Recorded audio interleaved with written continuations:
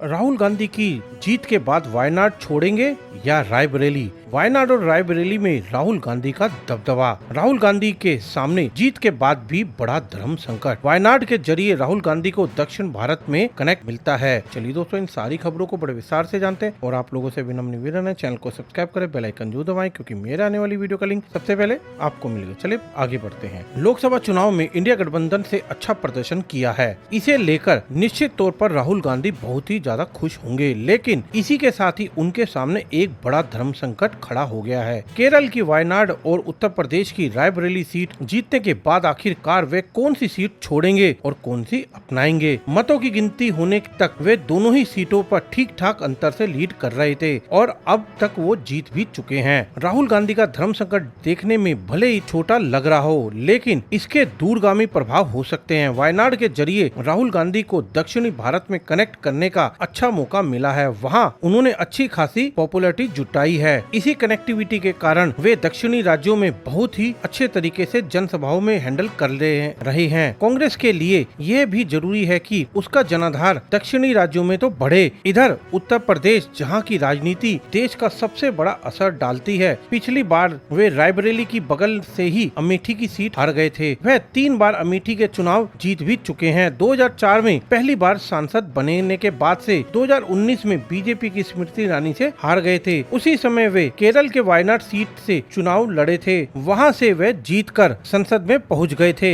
इस दरमियान स्मृति ईरानी ने वहां जनता के बीच अपनी पकड़ और अपना घर दोनों ही बना लिए थे। ये बात अलग है कि अभी भी कांग्रेस और राहुल गांधी के प्रति वहां के लोगों के बीच प्रेम और सम्मान का बरकरार है। इसी बार राहुल गांधी ने अपनी सीट अमेठी से बदलकर रायबरेली कर दी। राहुल के नॉमिनेशन में उनकी मां और कांग्रेस के पूर्व अध्यक्ष सोनिया गांधी भी गई थी। उन्होंने तब रायबरेली के लोगों से कहा था कि वे अपना बेटा उन्हें सौंप रही है। राहुल गांधी की बहन प्रियंका गांधी ने भी यह प्रचार किया था कि रायबरेली उनके परिवार की सीट है। ऐसे में अगर वे रायबरेली की सीट छोड़ने का फैसला करते हैं तो राहुल और अमेठी दोनों ही जगहों की जनता खफा हो सकती है।